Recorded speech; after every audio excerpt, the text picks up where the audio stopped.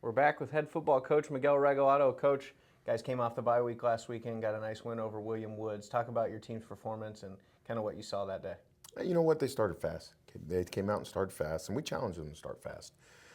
We kind of noticed with our team that our Saturdays are resembling our weeks. And I think last week resembled the practice week again. I thought we had a really good Tuesday practice, both sides of the ball. I thought we're locked in. I thought Wednesday was solid, and I thought Thursday was just okay. And I think that's how we started the game. We started out really fast, defensively, special forces, offensively kind of stagnant a little bit, and then they continue to progress and find their way.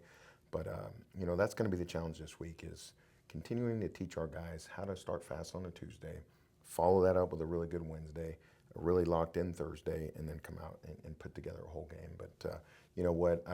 I've been where William Woods is. You're starting a brand new program. You're starting it from scratch. You're going into play year one. I know exactly what coach is dealing with over there. I thought he had his guys playing hard, but I was really proud of our kids' effort as well. Absolutely. Came off the bye week, played a game now. You're kind of back into that rhythm of the second half of the season. Yeah. What do you expect from the guys this week coming out of the first week of the second half of the season, and what do you expect to see from them this Saturday? I think you said it perfectly. We're back in our rhythm again. I think after a bye week, and KP, normally you're going to practice once or twice during that bye week just to keep your guys into. I thought our guys needed to get away. Get away. We needed to get away from them. They needed to get away from us. So it was really good for us to get healthy and get recharged. But I expect our team, especially at home, our team it just is different at Liston Stadium. We're honoring the 1986 national runner-up team. There's only two teams that have played for a national championship here at Baker, and that's one of them. And so I'm going to make sure our guys know how special that day is, and it's important that they come out and they show those guys that we're continuing the great tradition of Baker football.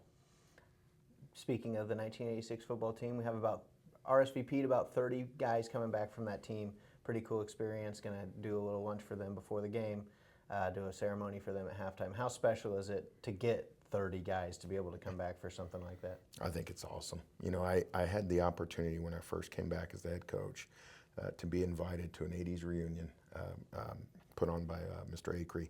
And I'll tell you what, just to see the bond that those guys still have after so many years. But I think about it, and I kind of share their experience.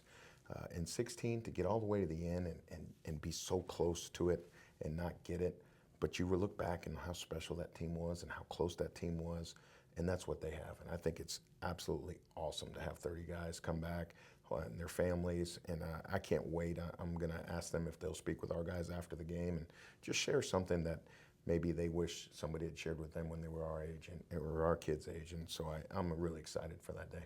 Awesome. And then there's a football game on Saturday as well. Central Methodist comes to town. What do you expect to see from the Eagles coming into this weekend? Defensively, they are playing with some talented people. They're struggling because they're not moving the ball very much on offense, so they're getting some really short fields on their defense. But I think that they're playing their butts off. I really am looking forward to seeing us play 3 complete phases. I think this game Saturday, KP, is about Baker. It's not really about Central Methodist. I think our defense is playing at a high level. We've got guys that are taking the ball away. They're getting us short fields on offense. I think you have an offense that's starting to find its rhythm a little bit. They're starting to find its identity. I think we were trying to be balanced, and I think Coach Morris has done a great job of realizing that his strength might be in that running game, whether it's Truman running the football or Chauncey or Fish, and a really solid offensive line. And then our special forces have been lights out all 4 phases.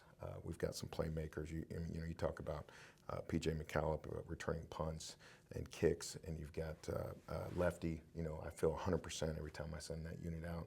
So I would like to see us come out and play really good football in all 3 phases, and I think we'll be able to on Saturday. You talked about P.J. McCallum. He has a defensive touchdown, special teams touchdown. Any chance we ever see him get an offensive touchdown?